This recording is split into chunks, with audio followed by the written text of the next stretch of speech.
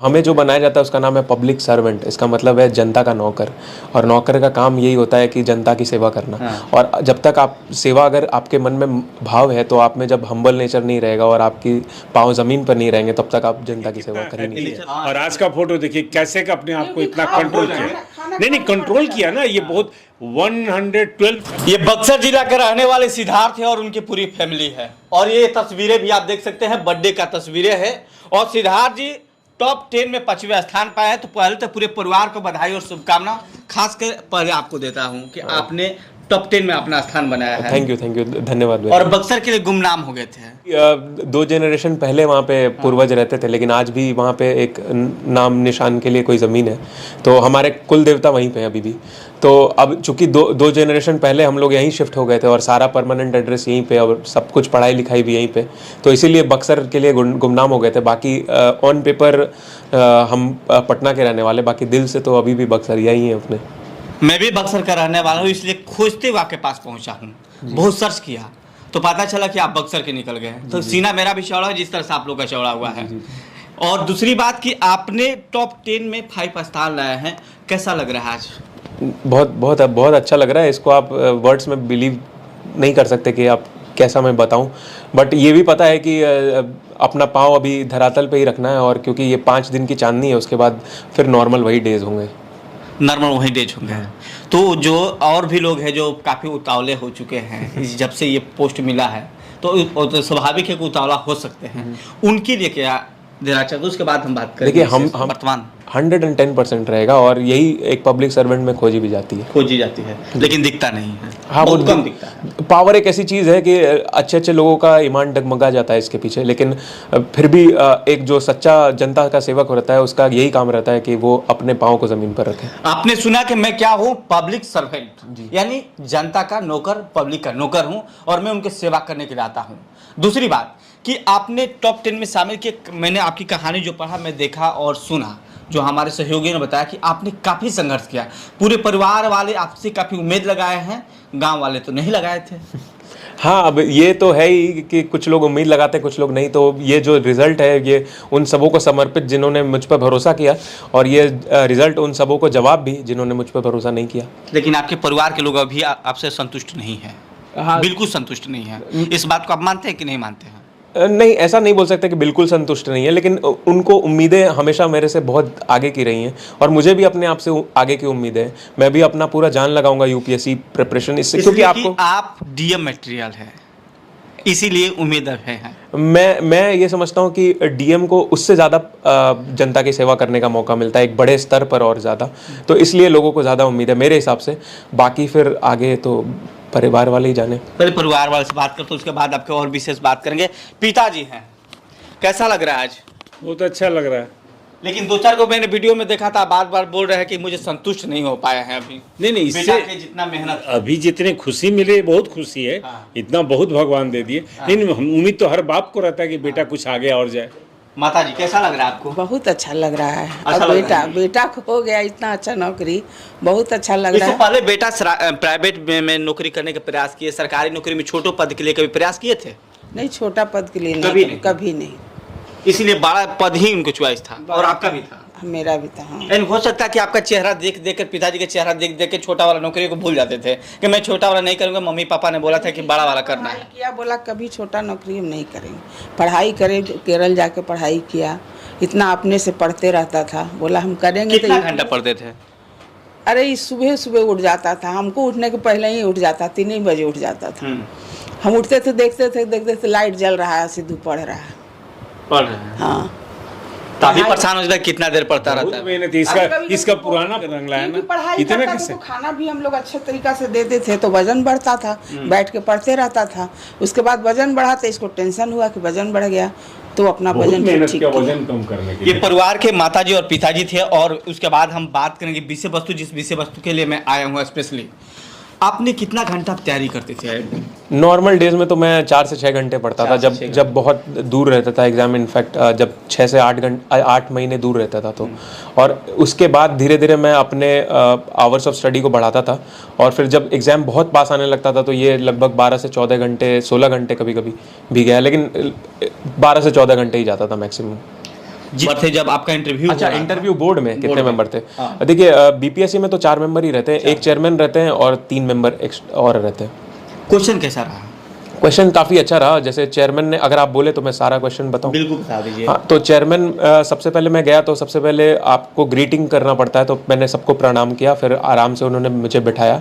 फिर chairman sir ने मुझसे बिहार स्पेसिफिक काफ़ी सवाल पूछे, जैसे बिहार का राजकीय पशु क्या है, राजकीय फूल क्या है, फिर बिहार का राजकीय चिन्ह क्या है, तो इन सब सवाल से उन्होंने सवाल किया। और फिर चूंकि मेरा बोर्ड अरुण कुमार भगत सर का बोर्ड था, वो मीडिया फील्ड से, तो उन्होंने मुझसे महात्मा गांधी के कुछ जर्नल्स के नाम पूछे, पंडित मदन मोहन मालवीय के कुछ जर्नल्स के नाम पूछे। फिर जब वो मेंबर 1 को रेफ़र किया तो मेंबर 1 ने मुझसे सोशियोलॉजी पे काफ़ी सवाल पूछे, क्योंकि सोशियोलॉजी मेरा ऑप्शनल विषय है। तो उन्होंने मुझसे सवाल पूछे कि माओ जेडोंग कौन है, और बंदूक की नोक पर सत्ता पाई जा सकती है, ये किसने बोला है। फिर उन्होंने एगैलिटेरियनिज्म क्या होता है ये पूछा। फिर उन्होंने पूछा कि पिता और पुत्र में नहीं बन रही है तो तुम क्या करोगे। इसका जवाब क्या दिए? मैंने यही दिया कि सर, दिलों की दूरियां सिर्फ और सिर्फ वार्तालाप से ही दूर की जा सकती हैं, और साथ में बैठने से ही ये दूरी होंगी। अपने अपने ईगो को साइड रखना पड़ेगा इसके लिए। यदि मैं क्वेश्चन करता हूँ, बोर्ड मेंबर हूँ, और वो आपको आंसर याद नहीं है, आपको आता नहीं है, तो क्या करना पड़ता है? बहुत ही विनम्र रूप में सॉरी बोलना रहता है, क्योंकि यहाँ पे आपकी ऑनेस्टी की भी टेस्ट होती है। अगर आप गलत में कुछ भी बोलोगे तो वो इतने ज़्यादा एक्सपीरियंस और इतने ज़्यादा नॉलेजफुल पर्सन रहते हैं कि वो आपको 1 मिनट में पकड़ लेंगे। तो अगर आप, कटता भी है, बिल्कुल कटता है 110%। अगर आपने कुछ भी गलत जवाब दिया और तो वो इतना ज़्यादा नंबर कटेगा कि आपको रैंक लिस्ट से भी बाहर कर देंगे वो, इतना। क्योंकि वहाँ पे आपकी ऑनेस्टी की टेस्ट है ना। अगर आप वहीं पे ऑनेस्ट नहीं हो तो कल को आप अधिकारी बन के क्या ऑनेस्ट रहोगे, ये बात है। ये एक चीज़ और मुझे बता दीजिए कि शादी तो हुई नहीं अभी? जी, शादी तो नहीं। शादी के लिए तो अब तो आप थोड़ा दिशा से हम हट रहे हैं, क्योंकि हटना जरूरी भी है, पारिवारिक है। गर्लफ्रेंड थी? नहीं, कोई गर्लफ्रेंड नहीं। अभी भी नहीं है? अभी कहाँ से रहेगी, अभी तो और नहीं रहेगी। हाँ, अब तो नहीं रहेगा। हाँ। ऐसा लगता है कि एक दो मैंने किस्सा सुना है, कहानियाँ सुनी हैं कि परिवार के साथ साथ एक गर्लफ्रेंड और एक फ्रेंड के काफ़ी योगदान रहता है किसी सक्सेस व्यक्ति के ऊपर। उसमें आपका किसका योगदान रहा है? मेरे साथ काफ़ी मेरे अच्छे दोस्त थे, और मेरी फैमिली थी, मेरी दोनों दीदी थी, मेरे दो जीजा जी थे। हम लोग बीच में जब मैं फ्रस्ट्रेट होता था तो हम घूमने निकल जाते थे, और मुझे कभी किसी और व्यक्ति की ज़रूरत ही नहीं पड़ी। अपने लोग ही इतने काफ़ी थे कि सब मस्ती उन्हीं के साथ हो जाती थी। क्या संदेश देना चाहते हैं जो लोग इस एग्ज़ाम से छट गए हैं, जो मैं बस यही बोलूँगा कि अगर उन्होंने ईमानदारी से तैयारी की है तो कभी ना कभी उनका सिलेक्शन होगा ही। और अल्टीमेटली हमें ये जानना चाहिए कि ये एक लिमिटेड सीट्स का एग्ज़ाम होता है और लोग भरते हैं लाखों में, तो नेचुरल सी बात है कुछ लोगों का सिलेक्शन होगा और बहुत लोगों का नहीं होगा। लेकिन अगर आपने ईमानदारी और निष्ठा से अपनी तैयारी की है तो आप कहीं ना कहीं जिस भी जीवन के किसी भी फील्ड में जाओगे, आप एक अच्छे नागरिक के रूप में अपने समाज को कुछ ना कुछ देकर ही जाओगे। पिताजी ये नहीं कहते थे कभी कि अरे बेटा तुम कितना दिन तैयारी करोगे? लोग पूछते हैं कि तो आपका बेटवा क्या करता है? नहीं, इस केस में तो उल्टा था। मैं ही बोलता था पिताजी को कि पिताजी शायद मुझे प्राइवेट नौकरी ही ज्वाइन कर लेनी चाहिए थी, ये 2 साल 3 साल होने को आए। खैर बीपीएससी में तो मेरा फर्स्ट ही अटेम्प्ट था, तो पिताजी ही मुझे मोटिवेट करते थे कि ऐसा नहीं है, देखो उन लोगों को जिनका 6 अटेम्प्ट में निकला, 7 अटेम्प्ट में निकला। तो कभी कभी मैं ही फ्रस्ट्रेट हो जाता था, क्योंकि मेरी उम्र और मेरा एक्सपीरियंस उनसे काफ़ी कम है, इसलिए जी। समझने वाली बात है कि जो लोग कहते हैं कि मेरे पास पैसा नहीं है, वो सेल्फ स्टडी के बारे में आपसे जिक्र किया था। तो सेल्फ स्टडी में आपने सुना, मैं एक इंटरव्यू में देख रहा था कि आपने बताया कि मैं सोशल मीडिया से काफ़ी जुड़ा हूँ, और उससे जुड़ने के बाद मेरा स्टडी हुआ के माध्यम से जुड़ा हुआ हूँ। हाँ, तो इंटरनेट से मैंने लगभग अपनी 70 से 80% पढ़ाई की, क्योंकि इंटरनेट पे आपको आज के युग में, यानी गुरुजी नहीं बनाया आप? इंटरनेट ही मेरा गुरु है। हाँ, और इंटरनेट के थ्रू आपके अनेक गुरु बनते हैं, क्योंकि उसमें बहुत लोग पढ़ाते हैं, और आप अपना टॉपिक वाइज क्वेश्चन चेक कर सकते हो, और फिर उस हिसाब से अपने हिसाब से अपना नोट्स बना सकते हो। तो 5 गुरु का नाम बता दीजिए कि जो तैयारी करने वाले लोग वो भी समझ जाए कि आप इस ऐप पे चले जाइएगा, ये एप्लीकेशन आपके पास है, उससे आप तैयारी कर सकते हैं। ज़्यादातर फोकस नहीं करना है, यहाँ 5, 10 लाख, 15 लाख, 20 लाख का तैयारी होता है। सबसे पहले तो मैं अपने गुरु जिन्होंने मुझे शुरू में पढ़ाया था, अनिमेश सर, उनका नाम लेना चाहूँगा। खैर, और उसके अलावा जो 5 बीपीएससी और यूपीएससी में मेरे लिए हेल्पफुल रहे, उसमें सबसे ऊपर है प्रवीण पांडे सर, जो कि सोशियोलॉजी के टीचर हैं, और दूसरे नंबर पे सुमित रेवारी सर, जिनका ओनली आईएएस चैनल है। तीसरे नंबर पे हर्षित द्विवेदी सर, जिनका अपना भी एक चैनल है यूट्यूब पे, जो कि मेरे लिए इंटरव्यू में बहुत हेल्पफुल रहे। और चौथा और पांचवा मैं नाम लेना चाहूँगा कमलकांत सर का और सत्यार्थ अभिषेक सर का, जिनका रैंकर्स व्यू पटना नाम के कोचिंग का संस्थान है, जिसमें मैंने इंटरव्यू का उनसे टिप्स लिया था, क्योंकि इंटरव्यू भी एक अलग ही तैयारी होती है, तो इंटरव्यू का टिप्स मैंने उनसे लिया था।